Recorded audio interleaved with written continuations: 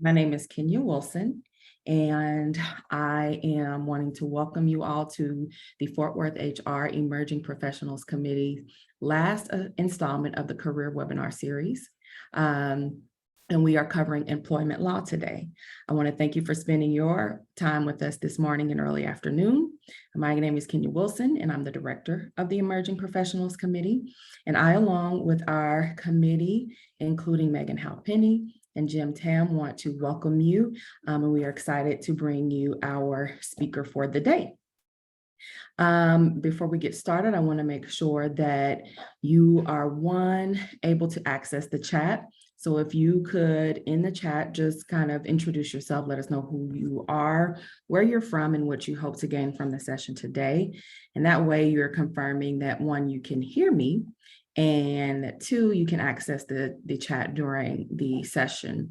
We want to make sure that if you have any questions throughout the session, that you are able to share those in the chat, and our team will be able to funnel those questions with the speaker to answer your questions. We will also take time to address any questions that you have at the end of the session. And then after the session, make sure that you stay tuned afterwards for information and upcoming events for Fort Worth HR. Now I'm excited to introduce our speaker today, Christy Newkirk, with a Texas-based practice focused on the management side of employment law. Christy Newkirk advises employers and finds practical solutions to a variety of human resources matters that they face. Clients regard her as a true advisor and rely on her in navigating COVID-19 laws, workplace issues, planning and implementing reductions in force, managing employee and executive performance issues, making high-risk employment decisions, and drafting confidentiality non-competition. She assists companies in evaluating each of these factors and weighing them against one another. Christy provides a comprehensive workplace conduct training to help employers prevent discrimination, harassment, and other problematic behaviors. She also offers performance management training that guides clients in disciplining and firing employees effectively and documenting these processes. Christy's keen insight enables her to identify not only clients' obvious stated problems, but also the troubles that often simmer underneath those. Companies call on Christy to conduct confidential and often privileged investigations of alleged executive misconduct and report their findings to their board of directors or outside counsel. We are very excited to hear from Christy today as she shares her breadth of knowledge and experience as it relates to a career in employment law. And with that being said, I will go ahead and turn it over to you, Christy, for an exciting session today. Terrific. Kenya, thank you so much for the kind introduction, and thank you all for the invite to come speak to you guys. I am always excited to speak to HR professionals because you guys are the reason I love what I do for a living. And like I said, I'm excited to be here. I'm happy to answer questions as we go. I will try to keep an eye on the chat. I assure you at some point, I will be so excited about what I'm talking about, I'll forget to. So don't hesitate to post it again, or I'll hang on the line for a little bit after I speak, and I'm happy to answer any questions then as well. One of the things that Fort Worth HR had asked me to talk about before I kind of jump into the trends was a little bit about my journey and how I became an HR, basically an HR lawyer. As Kenya said, all I do all day, every day is handle employment-related issues, which I absolutely love. I was one of those weird people who knew that they wanted to be some sort of lawyer.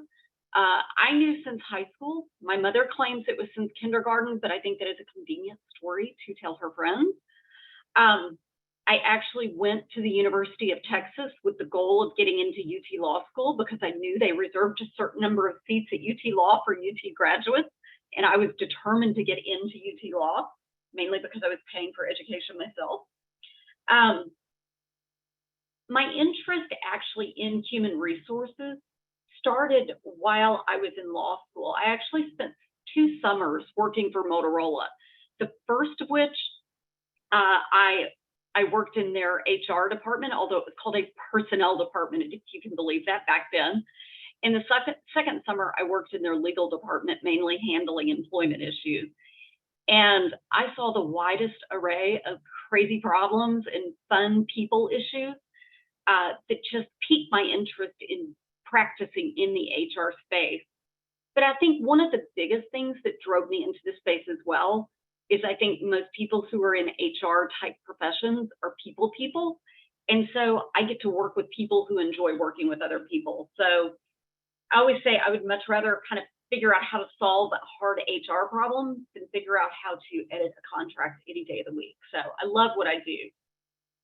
I think, the one thing, especially since this is an emerging professional centered meeting, that I wanted to mention a little bit. A lot of people assume, hey, she went to law school, she got her job, and that's where she's been.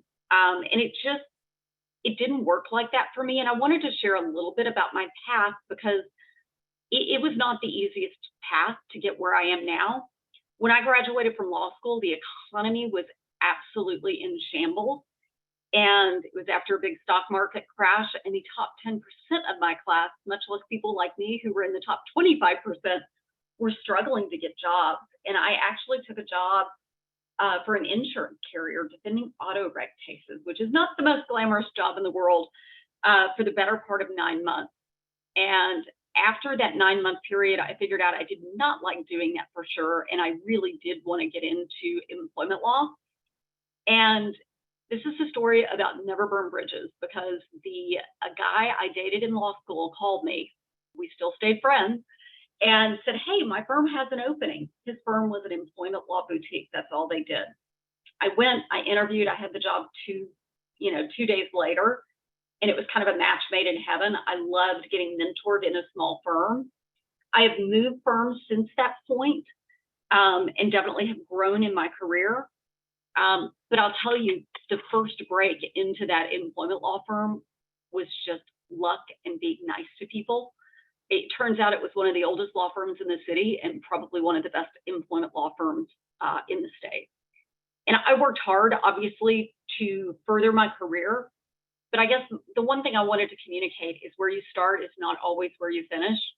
And I think careers have trajectories that are not straight lines up, and there's lots of ups and downs in the process. And so no matter where you are in your career, I wanted to encourage you to kind of hang tight, because things change and unexpected things happen. So, hold on tight and get ready for a fun, wild ride in the HR world would be my overall kind of counseling to everybody. So now let's launch into what most of you are here for, which is to talk about the trends in employment law. It's interesting. I really think what we do for a living has changed significantly since COVID. And I don't think it's necessarily because of COVID, but I do think that was kind of the pivotal point for me where I started to see things change. We had one blip before then, which was with the hashtag Me Too movement. And, when Harvey Weinstein and Kevin Spacey and Brett Kavanaugh and all those were accused of sexual harassment, I was like, this is an interesting trend. And then I still remember when Matt Lauer was accused and that was announced on air, I thought, this is different. Something feels different. And then things really started to change in spring of 2020 when we as a nation were dealing with the murder of George Floyd and all the civil unrest that followed after that. I think right now what I am seeing is that there is significantly more attention on individual rights, but also employee rights. And I'd almost call it a hyper awareness of rights. And so what we're going to talk about today are kind of the different rights that seem to have greater importance now than they did, 3 or 4 years ago. We'll start out in the area of non-compete. Or actually, I take that back. We're going to start out on the area of confidentiality clauses and then move on to non-compete. One of the rights that we're seeing protected in our society right now is that right to speak out. And so there are significantly more regulations right now on what confidentiality agreements can say and what non-disparagement agreements can say. And a non-disparagement agreement basically says, you can't say bad things about my company or its employees. And typically you see these types of agreements signed upon hiring, or maybe as part of a severance or a settlement agreement. What we have found is that some of those confidentiality clauses are really broad, and they basically say you can't say anything bad about the company, or you can't report what happened during your employment. And the problem is, with this hyper awareness of rights, those agreements are not consistent with those rights. So there has been a real push to make sure employees can report problematic behavior, like, for example, in the #MeToo arena. And so what we have found very recently is the National Labor Relations Act, and protects those sorts of rights. As many of you may have heard about, the National Labor Relations Act, it's typically an act that governs unions. Most people don't think about it applying to what I would say non-manufacturing, non-union employers, but it can. It applies to those non-management employees, and it protects an employee's ability to discuss their terms and conditions of employment. And the National Labor Relations Board just came out within the last few months and said, hey, confidentiality clauses discourage employees from doing just that, from raising their concerns. And unless that agreement's really narrowly tailored, that agreement's going to be invalid. And so there was actually a memo issued by the General Counsel of the National Labor Relations Board that said you can have a confidentiality agreement that narrowly is tailored to protect things like trade secrets, but you cannot prohibit employees from talking about the terms of their and conditions of their employment, which would include if they think they are being discriminated based on their gender or their race or any other protected characteristic. We Christy, also, yeah. I don't mean to interrupt. Were your slides progressing? I just wanted to make sure. Had you gotten to that yet? Yeah, we're right on this one with the National Labor Relations Act.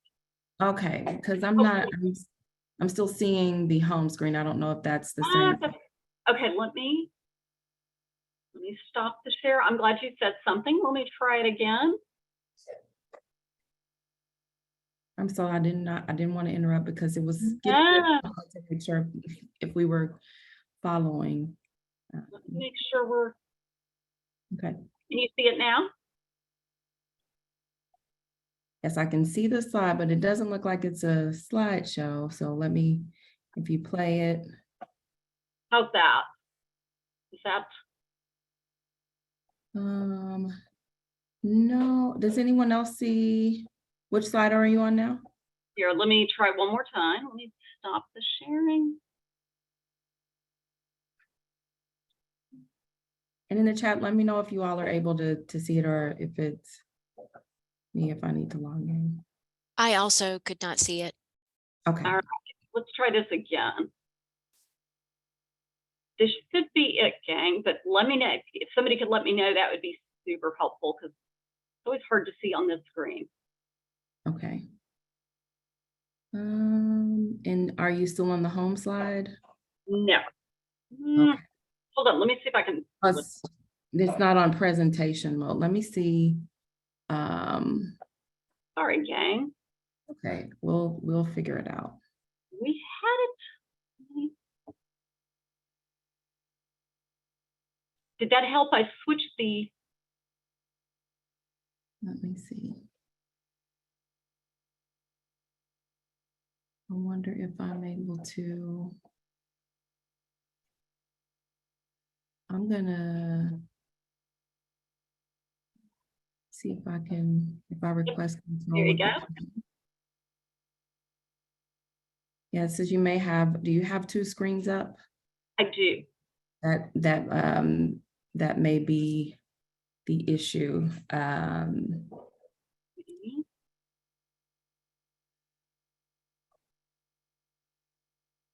Maybe the issue. You may want to drag it over to whatever the main screen that you have it on, or Stop the share. or if you. Screen. And if that doesn't work, the PowerPoint is pretty basic, so I'll just keep talking so we keep. Okay. It was engaging. I just wanted to make sure if there was content that we were needing to see that we Yeah. were able to follow along. Okay. Okay. Let me try one more time, gang.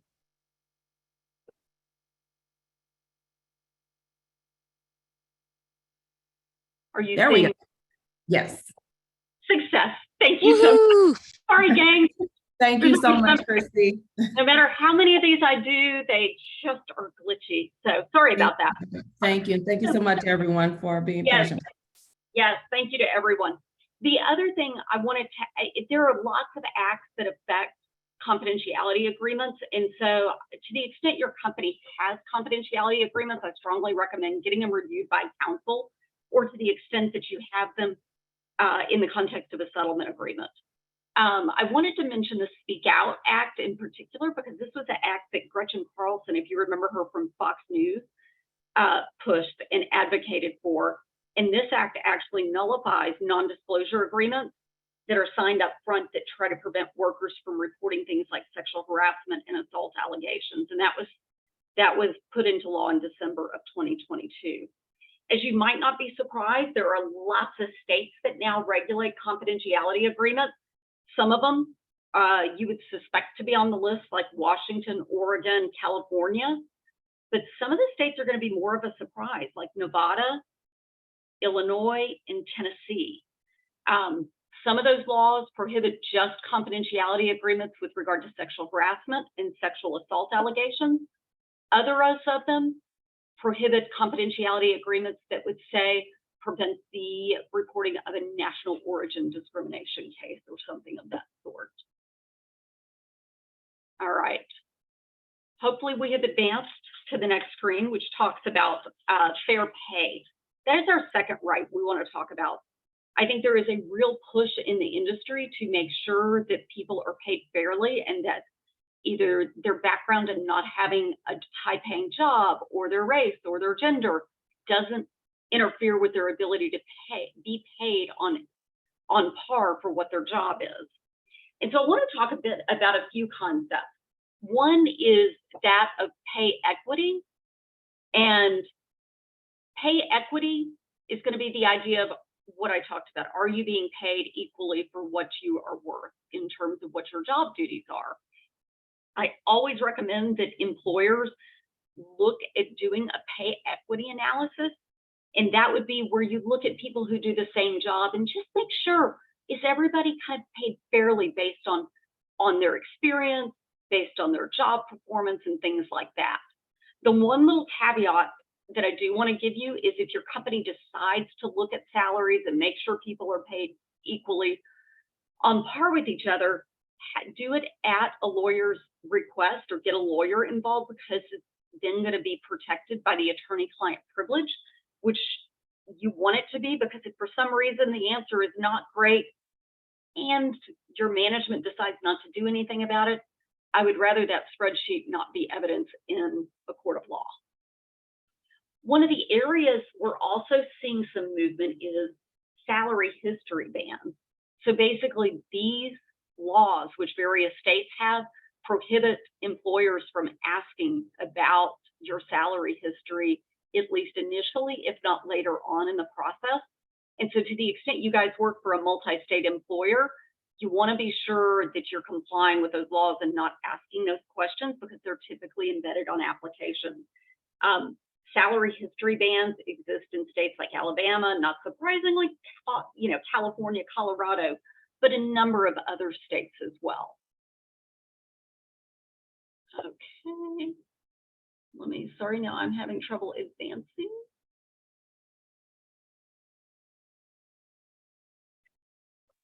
There we go. The other area where the right to fair pay comes up is the area of pay transparency. One of the big pushes we are seeing on the federal and state level is for employers to have to provide the pay ranges for different positions, either on job postings, upon the applicant's request, or at some point during the recruitment process. It is really important for employers operating in multiple states to understand these laws. And I will tell you, the kind of one that one of my clients has kind of, they've dabbled in the state of Colorado, and they have actually now 2 employees there. But the law is, if you have 1 employee in Colorado, you are subject to their pay transparency statute. And that statute says that any position that could be performed in Colorado, so say it's a remote position, then you have to post the salary for that position, even if you put wording that says we're not hiring people in California, you have to post. New York and California also have similar laws, although their thresholds are higher. But we're seeing lots of employers follow, or not lots of employers, lots of states following suit. And so it's really important to keep abreast of these. Most of them are going to require you to provide a pay scale for the position. And a lot of them are going to also require you to maintain certain pay data records. So if you're a multi-state employer, it's really important to stay abreast of this.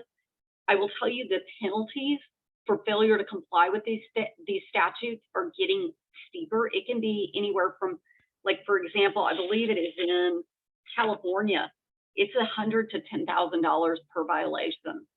I know Colorado, for example, when they first passed their statute, they were kind of letting people get used to it, letting employers get used to it, but they are now ramping up enforcement of that statute. So something to keep an eye out.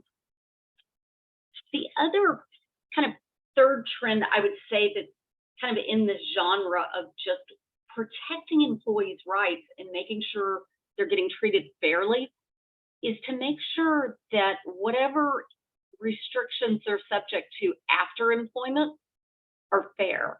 So, for example, especially here in Texas, I think you see all 3 types of agreements. You see non-competition agreements, which basically say the employer can prohibit you from working for any competitor. You see non-solicitation of customer provisions, which says don't go solicit our customers. And same thing with employee provisions, don't go solicit our employees. I will tell you, in Texas, the trend is not quite as strong, but there is a trend away from enforcing non-competition agreements. For a long time, they were enforceable. At first, back in the 80s and 90s, they were not as enforceable. They became more enforceable in the 2010 era. And now the trend is going away from enforcing those, particularly with respect to lower level workers or people who don't receive super secret information. And so when I'm advising clients, I like to try to tell them, we want to save the non-competition provisions, that you can't go work for a competitor provision, for those employees who are higher up, who have, access to the formula for Coca-Cola. We want to keep that maybe to our high-tech people and our high-level executives. In Texas, I think it's easier to enforce non-solicitation of customers and employees provisions as long as they're narrowly drafted. And that's going to mean typically you can't go solicit customers that you had access to or about whom you had confidential information. Same thing with employees. It's people you had contact with or about whom you had information or confidential information. And the idea is there's a sense of balance. Like, you can restrict somebody after employment, but only to the extent necessary to protect secrets of the company. I will tell you, the trend in Texas, as I mentioned, is not as strong as it is at the federal level and in other states. The National Labor Relations Board, which I mentioned earlier, has taken the position that non-competes have a chilling effect on an employee's ability to find a new job if they're terminated for acting to improve their working conditions. Between us, I think the NLRB has overreached on this, and that does not mean it is law that these are unenforceable. But if the NLRB looks into your practices, they may make the conclusion these are unenforceable, and then you get a court fight on your hands with the NLRB. The Fair Trade Commission, probably a few months before the National Labor Relations Board took the position that they were going to ban non-competes completely. And this was, frankly, a lot of people didn't see this coming. Basically, the Fair Trade Commission says these are an unreasonable method of competition because it restricts an employee's ability to move freely between jobs. This is something you want to keep an eye on. The FTC is really pushing this. They got thousands upon thousands of comments into the rule. They were supposed to vote on the rule this year. That is not going to happen. From everything I'm reading, it's looking like April of next year that they're going to vote on this rule. My bet is their position will be a little bit watered down, but it'll be interesting to see if they take the outright position that all non-competes are unenforceable except in very limited circumstances. Other states are also taking on non-competes. For example, in Colorado, non-competes are only permitted with highly compensated employees. Non-solicits, you have to be making 60% of the highly compensated employee threshold, which is a little bit over the 100,000 mark. The other thing you need to know is if you're a multi-state employer and you are trying to get non-competes and non-solicits with your employees, these states have all kinds of different requirements. Non-competes are governed on state law for the most part, by state law for the most part. And like in Colorado, you actually have to give them the non-compete, and then you've got to give them a separate document that says, here's the notice of the non-compete, and it's got to be signed by the employee. Failure to comply with it in Colorado, $5,000 per violation. And as you can imagine, if you're an employer and you're hiring lots of people, it won't take long to make that $5,000 penalty multiply out to a pretty large number. I also wanted to mention Massachusetts because I think it is one of the more restrictive and onerous in terms of what you have to do. You've got to say in the agreement, for example, the employee may consult with a lawyer. You've got to give this to the employee either with the job offer or at least 10 days before their first day.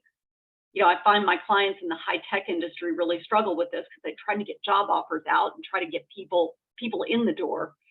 And of course, like most non-competes in other states, they've got to be reasonable in terms of how broad they are, the geography they cover, the length of time.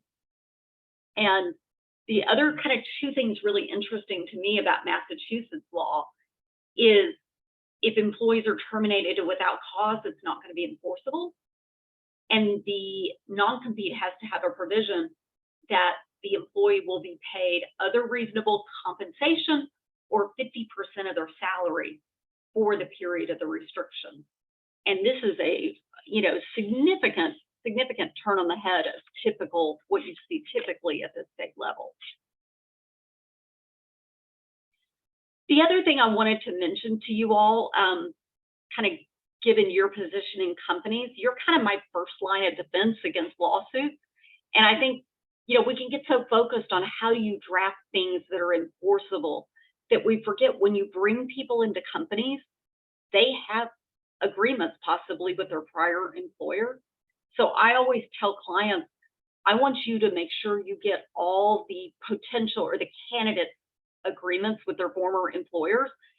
One of my tech clients, I swear to you, every time their candidate will send me a screenshot of the agreement. I'm like, no, I don't want this little piece. I want the whole thing. So get the whole agreement because you'll be surprised at what hides in different parts of the agreement. The other thing you want to get if you're hiring somebody high level, if they have equity agreements with their prior company, typically there are non-competes buried in those as well. So get everything and document what you got. And then I like to say, formally detox the employee before they come on board. Ideally, I'd love employers to have a checklist because it's so easy to get sued for something you're not even doing. It's the candidate bringing in information, not even you and your company. But if the candidate is starting, you want to have somebody sit down with them, preferably from HR, saying, look, I want to make sure you're not bringing anything with you. Do you have any hard copies of things? Do you have any electronic copies? Did something accidentally get left on your personal computer? Did you email something to yourself? And really have the person go through and clean up their laptop before they get to you. And then give them a formal instruction to the extent you know pricing information. If they're in a sales position, tell them, do not share this with other people. We want you to keep that secret, and we want to compete fairly. And so, like I said, ideally, I'd put these instructions on just a short piece of paper, and you can find some samples of those online. And by the way, I'm happy to get whoever wants it, copies of the copies of the slides. If you can email me, I've got Carrie's name. If you can email me your contact information afterwards, that would be fantastic, and I'll send you a copy of this.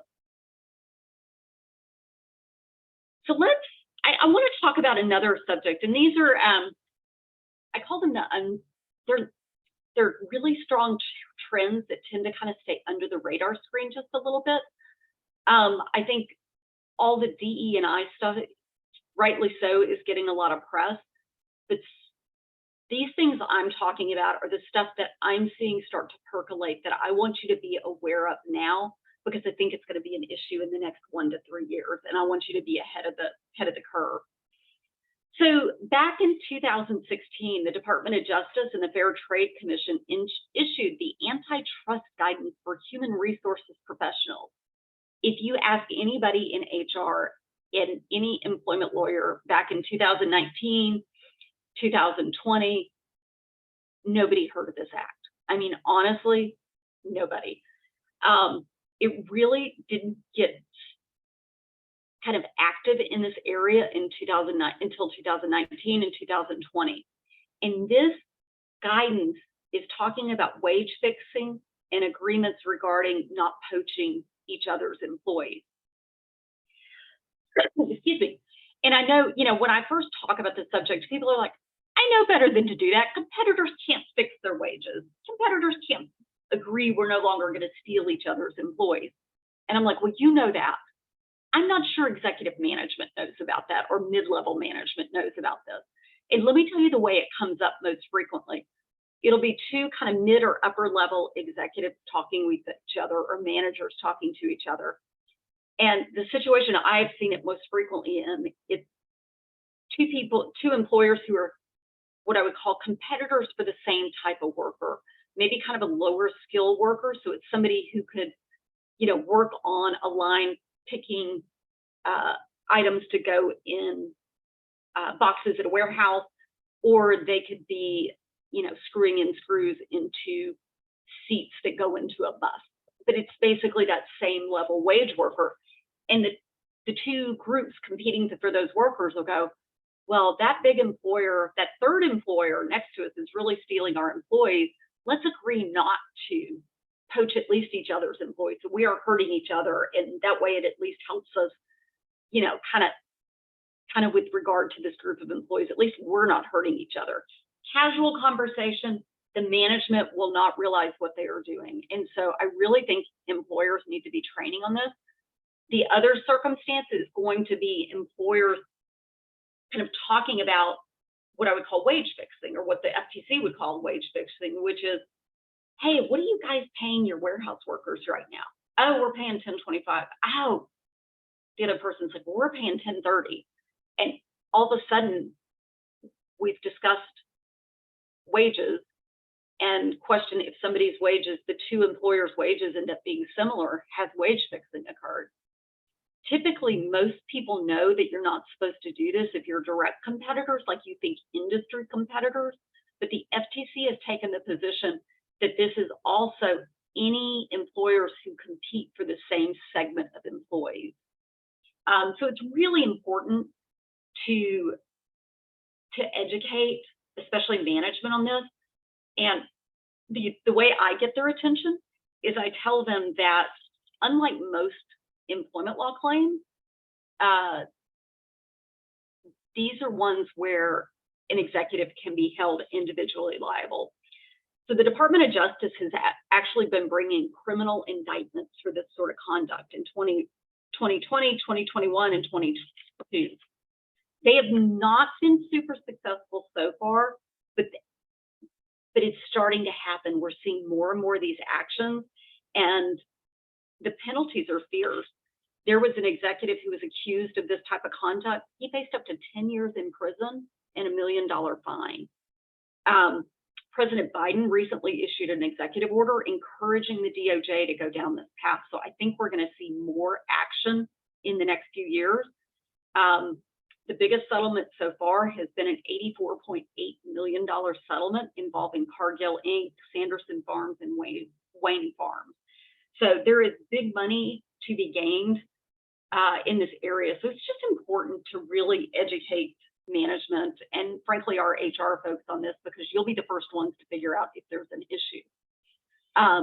So obviously HR awareness is key, executive awareness is key, and kind of recognition of red flags. You know, a manager going, oh, I don't want to hire from X. I told them I'd stay away from their employees, or just little red flags. You'll be the first ones to hear it. So another trend I wanted to mention to you is the concept of joint employment. We are seeing more and more situations where there's liability for multiple companies with regard to one worker's claim. And for those of you who haven't worked in the industry too long, joint employment is a situation like where you have, it can be a staffing agency employee that gets hired by your employer to work. For example, I've got one client, and they staff up work sites, and to kind of staff up a project, they probably use 100 staffing agency employees. And the legal question becomes, are those staffing agency employees, are they employees just of the staffing agency, or are they employees also of the ultimate customer of the staffing agency? I will tell you there are lots of legal tests that go around about this, and you know, we can go through them, but I would tell you what it really comes back to is who has control over the employees. And by the way, I forgot to mention also, I forgot to mention that this joint employment can also happen with contractors as well. So if your company hires a bunch of contractors thinking that there's not, say, liability for discrimination complaints or wage and hour complaints, that may not be the case depending on whether or not a court finds or a government agency finds that you had control over them. The two tests the courts look at most frequently are the integrated enterprise. So basically, do we have kind of related entities and they're mixing employees, or they have common HR, common management, things like that. In other words, it's kind of a shell game with the corporate situation. The more frequent test we deal with is what's called the joint employer test, which is looking at the contract between, say, the staffing agency and the ultimate client. And again, the big thing they're looking at is who has control over these workers, who's hiring them, who decides who gets on the job site, who fires them, who issues the discipline, who issues the, deals with the HR complaints, who keeps the records, the payroll records. I think for me, it's all about educating management that just having a staffing agency and outsourcing the work is not always the way to get rid of liability. So we want to be sure that we're educating folks that, yes, we can use a staffing agency. Yes, we can use contractors, but it is not a guarantee that we won't get sued for race discrimination, national origin discrimination, sexual harassment, racial harassment, or anything like that. If you do have common situations where contractors or staffing agencies are used, I think it is just critical to educate the management who's going to be actually integrating with the employees, like the first line managers, about what they should and should be doing, should and should not be doing.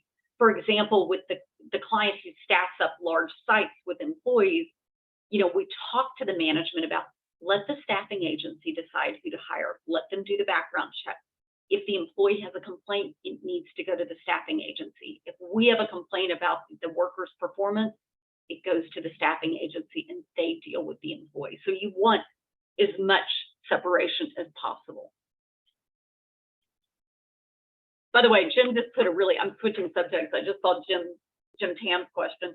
He says, if salary and wages are more and more published, isn't it unavoidable the wage fix? It's a really good point, Jim. And I think, what you're showing is there's kind of this push-pull going on in the government right now. If we are requiring increased transparency, it is exactly what you say, which is, I know exactly what my competitors are doing. That is the impact. But it's funny, nobody's talking about that right now. So I think it'll be super interesting to kind of see how things roll as kind of points like that become more obvious to the general public.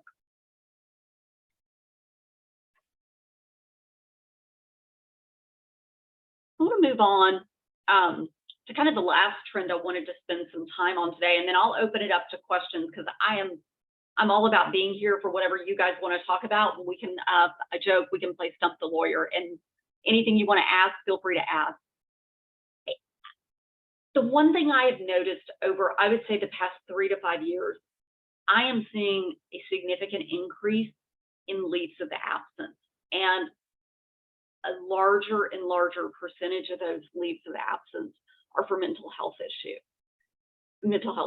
And what I'm finding is kind of 2 camps of management on these. And I've got one camp who is sympathetic to the leave, easily grants the leave, and deals with the consequences of the leave, and really helps out, make sure the employee's work gets done, et cetera. But the other kind of more unfortunate camp that I see sometimes, and it creates terrible evidence in lawsuits, is the manager or the co-employees, for that matter, that don't believe that the person actually has a mental health condition, or if they do have one, it's not as severe as they think it is.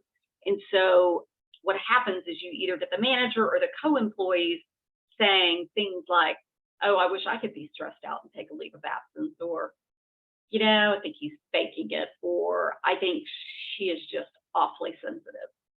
And what happens is eventually the employees who's on leave will hear those comments through the grapevine.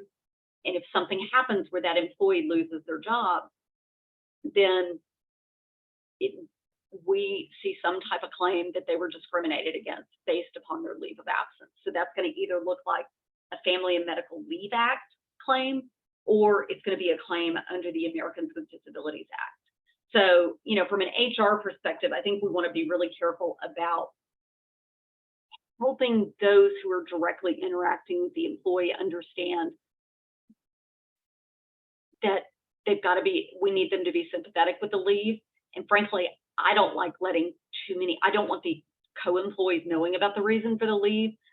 And frankly, my preference is not to let kind of low-level management know as well, because it just avoids the problem. Inevitably, they do know, but I think it's talking with management to make sure they understand that those types of comments really create risk for the company. I think the other issue, particularly with mental health leaves, but this comes into effect with physical leave, like I see it frequently with what I call kind of the nagging injuries, the shoulder injuries, back injuries, things like that, that are hard to resolve sometimes, even after surgery, is figuring out at what point does the leave end. You know, as soon as somebody has completed all their Family Medical Leave Act leave, which is 12 weeks of unpaid leave, and you know, we've given them some additional time, say, as a reasonable accommodation under the Americans with Disabilities Act, then how long do we have to go? How long does that leave have to be? And I'll be honest, I sat down for one client and we researched that question nationwide. And the answer is anywhere between, I would say, 3 months and a year. The court cases are all over the place. But it really depends on what the job is, how much of an impact it's having on the operation to not operate with the employee, and how much longer the employee thinks they need. So if they've already had 4 months of leave and they just need another 3 weeks, I think it's hard to deny it. If they don't know their end date of their leave, that may be a different story. So I just wanted to give you a tip on that one, because I just am seeing more and more issues in that area. And one of the neat things I get to do, I spend a lot of my time counseling employers, so I actually see the claims kind of bubbling up and the trends bubbling up before they hit the court system. So I wanted you guys to be ahead of the curve on these topics. With that, I am happy to take some questions. And I don't know if Kenya folks can unmute, or if they can put them in the chat, whatever works best. I'm happy to stay on and answer anything you guys would like. Yes, let me see if because they're participants for this type of session in Zoom, the mute button is turned off. But if you all have a verbal question, what you can do is raise your hand and I can click the allow to talk on each one. Well, I see Jim, Jim, you can, Yeah, go ahead, Jim, if you want to ask it verbally.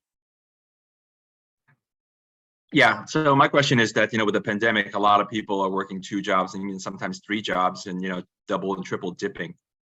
And if they're doing the job satisfactory, so can an employer says, hey, you can't work 2 or 3 jobs. Yeah. So Yeah. legal position.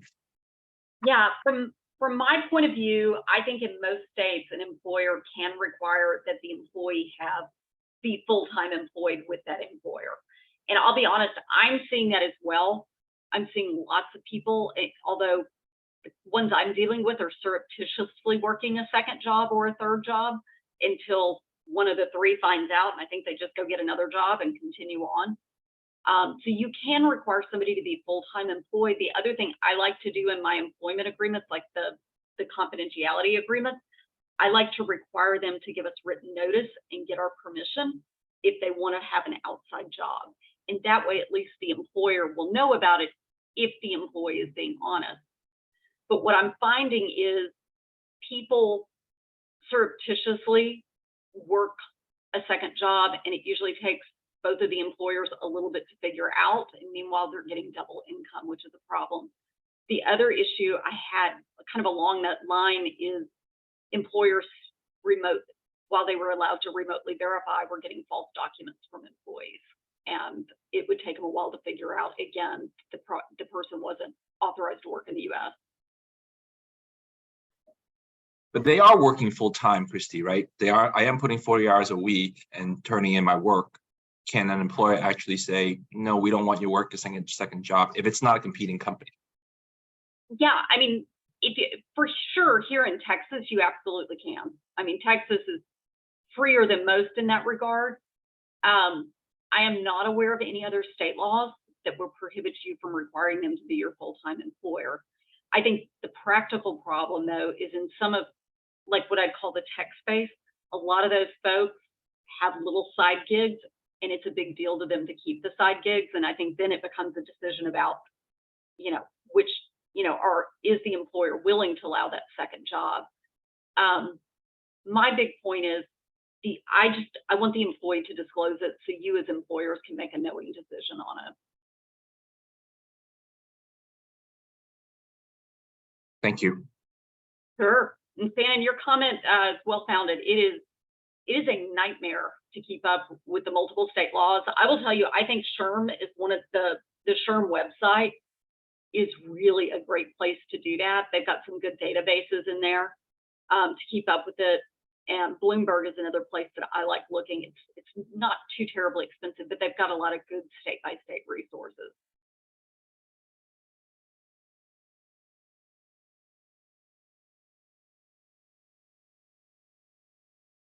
I think, Jim, you had asked earlier in the event, kind of any DEI trends in Texas. And I would say, kind of the last big development in Texas was the amendment to our sexual harassment law.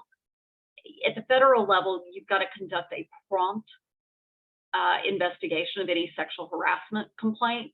The Texas statute, it passed in 2019 and kind of went under the radar screen. It requires immediate investigation of sexual harassment complaints and addressing of those complaints. And it also requires, it also gives individual liability for supervisors. So under Title VII, the federal law, only the company can get sued. In Texas, if an employer fails to quickly respond to a sexual harassment complaint or fails to address it properly, HR, the management involved can get sued as well as the employer. And so that one's kind of flown under the radar screen. But I always mention it in my training because it tends to get people's attention. Mm-hmm. Nobody wants to be dragging the lawsuit with the company. No.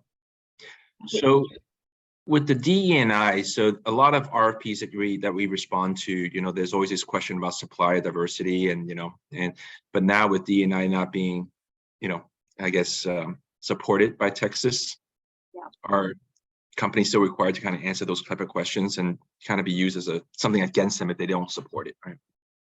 Yeah, I really think employers are in a hard place, and frankly, law firms too. We get the same questions on our RFPs as well. I think you raise a really good question. I'm not quite sure how that's going to sort out just yet, because I think it kind of goes to the push-pull we're seeing, particularly on the federal level. I think you've got this, for example, you've got the Supreme Court with a very conservative view. You've got several of the government agencies having a very different view of the law. And I think it's going to take years to work out kind of where things are going to sit. But I think it's a real challenge for employers right now. But I kind of go back to, I used to have this mentor, God, for 20 years, and his theory was anytime a client would ask a question, he'd go, here's the legal answer. And then he would always say, but the more important question is, what type of company are we? And that's what really answers the question, is who are we as a company? And I think if you treat employees well and you treat them fairly, it just goes a long ways towards retention and not getting sued.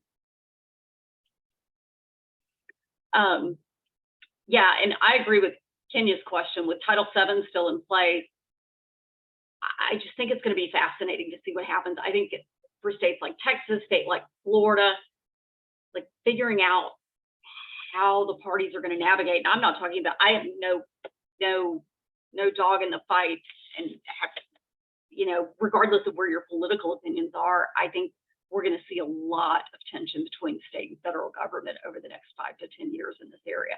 It's going to be a fascinating time to be in the HR world. Yes, it is. I think when they made an announcement, especially as it relates to educational institutions and admissions, and when you have conversation around diversity, equity, and inclusion, a lot of that is based on those federal laws. So that's going to be interesting to see, one, as you said, how that battle plays out, and then how that shapes policy within organizations as well. So as you said, it's going to be exciting and a bit transformational. And I think people are just, including government agencies, are going to have to really work to define what the new rulings actually mean in relation to our federal laws. Yeah, I would suspect we will hear something from the EEOC at some point here within the next 6 months to 9 months. But again, it's like you said, I think we're going to have to wait for some guidance, and I think it just makes it a tough time to be an employer right now. Well, Christy, sounds like your firm might be busy for a little while. I tell you, it's just, ever since COVID, it has just, and I'm curious, what you guys have experienced, but we have just experienced a real uptick in kind of just the counseling business, because I think there is so much uncertainty out there as to how to handle things right now. And it's just nice to game plan as a group. Great question by Pearl. She says, if you stay for the next 5 to 10 years, it'll be really interesting to be in HR. In terms of what advice I would give to people who are starting out to prepare for it, I think a lot of it, and I know this sounds, I'm not getting paid by SHRM, I swear to you, but I think joining groups like this, where you have a space to, and frankly, you have programming that makes it easy for you to stay up to date, is huge. I also think, as I mentioned earlier, I think the SHRM website is actually really good. I'm a member of SHRM and actually probably use that database once a week.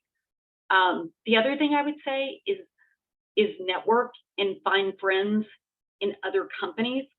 I'll be honest, one of my good friends actually became my good friend after she sued one of my clients. And we were the only 2 people in the case who got along. Our clients hated each other's guts, but we developed a real respect with each other. And she represents employees and executives.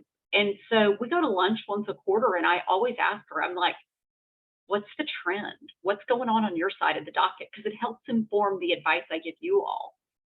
The one tip she gives me, because I always go after, I'm like, if I'm speaking, what do I tell people that that you would want them to know? And she's like, treat people nicely and respectfully. The other thing is, she says, people who are not angry at their employers, if you're not angry with your employer, you don't go to a lawyer. And she said, probably 7 times out of 10, somebody is mad about subject A, and think they want to sue based on subject A. And they come to her and she sits down with them and she's like, oh, no. They don't have a claim based on subject A, but they do on B, C, and D. So when talking with them, she finds all these other problems. And then she brings the lawsuit based on the B, C, and D subjects, and they leave A out of it. So, happy employees don't sue. It's just, I always tell clients it's so much cheaper to retain people if you treat them well, pay them a little more than you think you need to pay them, and just do right with them. Even if you end up firing people, I think if they feel like they got due diligence and they got treated fairly, either they will go find another job elsewhere before they get fired, and or they will be less likely to sue you if they get fired.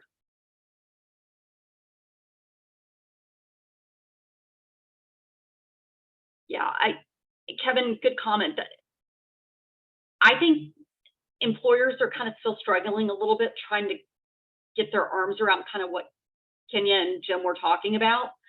I just think since COVID, there has been such a different emphasis on employee rights in a different way. And I think the job market still being tight has made it easier for employees to assert those rights. I mean, you see like the Delta flight attendants or the Southwest Airlines pilots, you see kind of union activity and, threats of strikes happening that we haven't heard about for 20 years. So it's going to be an interesting time. I think for those of you who are new, you've joined at a great time. I think you're going to have a great career of it and have plenty of work to do.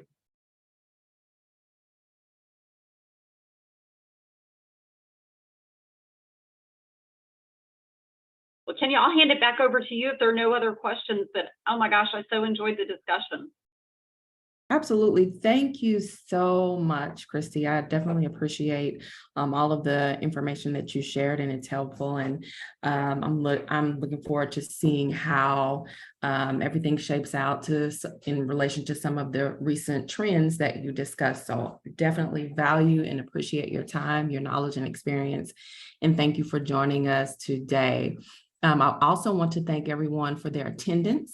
If you enjoyed this session, and if you had a chance to see some of the others, and maybe you did not, those recordings will be made available on the HR Career Series webpage, and we can relink that in the chat if necessary.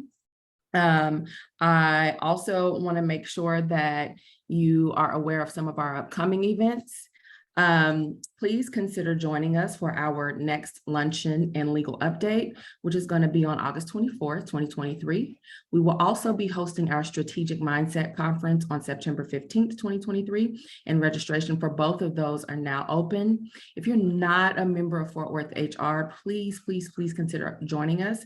Along with events and series such as this one, you can take advantage of networking opportunities, professional development, certification preparation, and professional emphasis groups in your area of interest. If you have any questions, please don't hesitate to let us know. And I think we may be able to work out getting you all Christy's email address to make sure that if you want a copy of the slides, you can get that. If not, just please don't hesitate to reach out to any of us and let us know that you want those slides. Thank you all again for attending. I hope you all stay cool and have a wonderful rest of your week. Wonderful. Thank you, Kenya. Thank Bye, you, you all. Christy. Take Bye. care. Thank you all.